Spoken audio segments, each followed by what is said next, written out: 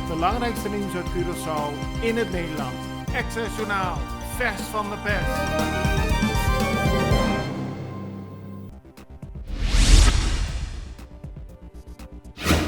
In Den Haag werd gisteren de Rijksbegroting gepresenteerd. De gevolgen van het coronavirus zijn goed zichtbaar, ook op de Caribische landen in het Koninkrijk. De Nederlandse regering is bezig met de hervorming van Curaçao, Aruba en Sint Maarten. Dit beïnvloedt het BES-fonds. Het kabinet benadrukt dat voor Bonaire, Sint Eustatius en Saba de herstelplannen na de pandemie worden versterkt. De situatie in 2021 is volgens het kabinet Rutte alleen maar verder achteruit gegaan. Het toerisme is stilgevallen en dit is de grootste inkomstenbron, waardoor de economie ook gekrompen is. Er is een stijging in de werkloosheid en armoede. De Nederlandse regering heeft in totaal 314 miljoen gulden gereserveerd voor de coho van 2021 tot en met 26. Minister van Verkeer, Vervoer en Ruimtelijke Planning Charles Cooper heeft aangifte gedaan bij het Openbaar Ministerie. Gisterochtend heeft iemand een bord geplaatst met daarop Charles Cooper morto, Charles Cooper dood, met een geverfd kruis. Naast het bericht op het bord was ook een verf op een vlag van MFK gegooid in een poging dit te laten lijken op bloed. De recherche heeft gisteren onderzoek gedaan en vervolgens alles in beslag genomen. Cooper heeft aangegeven in de namiddag aangifte te hebben gedaan. Hij heeft van het OM begrepen dat ze de zaak serieus opnemen, rekening houdend met de zwaarte van dit geval. Na Colectra, nós toma tempo para servir ora com mais da comunibo.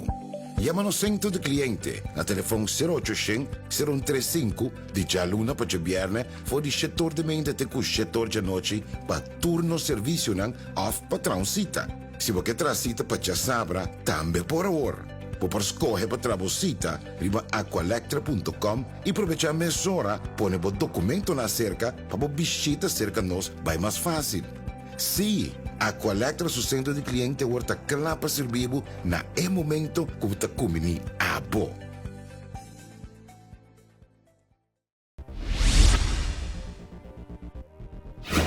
De kustwacht Caribisch Gebied heeft gisteravond schoten gelost bij de aanhouding van een illegale boot in de wateren van Curaçao. Daarbij is een man gewond geraakt. De kustwacht kreeg gisteravond het bericht dat er wederom een illegale boot in de buurt van Curaçao was gesignaleerd. Er werd direct actie ondernomen en de sloep werd onderschept. Om meerdere redenen zag de kustwacht zich genoodzaakt te schieten, meldt de kustwacht. Hierbij is 1 ongedocumenteerde man gewond geraakt aan zijn buik. Een defensiehelikopter heeft de man opgehaald en naar Hato vervoerd. Een ambulance heeft de man vervolgens naar het Curaçao Medical Center gebracht. De rest van de groep ongedocumenteerden is naar de marinebasis Parera gebracht. Het rechercheteam heeft gisteravond laat in de avond in samenwerking met UST een huiszoeking uitgevoerd bij een adres aan Kaya Cruzeiro in Suax. De huiszoeking is gerelateerd aan een geval van bedreiging, waarbij een man zijn ex-vriendin ernstig heeft bedreigd. Na aankomst op het adres zijn zowel het huis als een bij het huis geparkeerde auto doorzocht. De politie heeft een aantal zaken die belangrijk zijn voor het onderzoek in beslag genomen. De verdachte is aangehouden en naar het politiebureau afgevoerd in afwachting van verder onderzoek.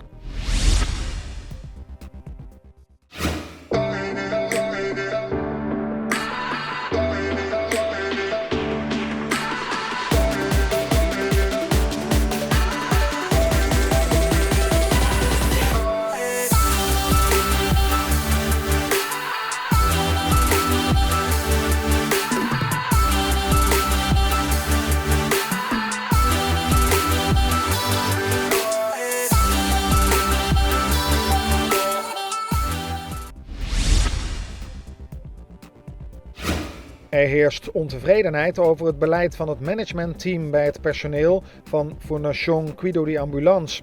Medewerkers besloten bij een vergadering met directeur Atticus Wedervoort alleen het hoognodige uit te voeren. De reacties op de grieven van de ambulancemedewerkers waren gebrekkig. Hierdoor is het personeel minder gaan werken. De niet spoedeisende werkzaamheden laat het personeel liggen. De ziekmeldprocedure is gewijzigd. Ook dit zorgt voor spanningen op de werkvloer. Daarnaast is het personeel niet tevreden over de selectiewerving binnen de organisatie. Ze hebben vragen over hun overuren en hun rechtspositie. De APVO wacht op een vergadering met de minister van Gezondheid, Milieu en Natuur. De VVD'er Henk Kamp wordt minister van Defensie in het Nederlands kabinet en legt zijn lidmaatschap van de colleges Financieel Toezicht voor de Kas- en BES-eilanden neer. Kamp zal minister Ank Bijleveld opvolgen. Zij is naar aanleiding van de evacuatieoperatie uit Afghanistan afgetreden. Kamp was eerder minister van Sociale Zaken in kabinet Rutte 1. In Rutte 2 werd hij minister van Economische Zaken. In de wet Financiën, Openbare Lichamen, Bonaire, Sint-Eustatius en Saba is bepaald dat het zijn van CFT-lid tegenstrijdig is met het ministerschap. Sinds 1 juli 2018 is Kamp lid van het CFT. Dit jaar is hij begonnen aan een nieuwe termijn van 3 jaar. Toen Kamp besloot om deel te nemen aan het CFT destijds, verzette een meerderheid van de staten van Aruba zich tegen hem. Zij vonden Kamp te politiek. En Foundation Care for You is druk met het organiseren van een voetbaltoernooi dat plaatsvindt op het Kruifkoord gelegen in de wijk Zapateer. Dit toernooi zal plaatsvinden op 2, 9, 16, 23 en 30 oktober. Tijdens de toernooidagen wordt er vanuit Foundation Care for You gezorgd voor eten, drinken, kleding en andere benodigdheden die nodig zijn om ervoor te zorgen dat de jongeren een gezellige dag kunnen hebben. Samen met de jongeren heeft de Foundation uit de wijk Zapateer het Kruifkoord opgeruimd.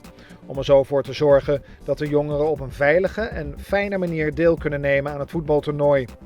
Care for You is een stichting die begeleidingstrajecten en coaching aanbiedt aan jongeren die deze ondersteuning nodig hebben. Het belangrijkste nieuws uit Curaçao in het Nederland. Access Journaal, vers van de pers.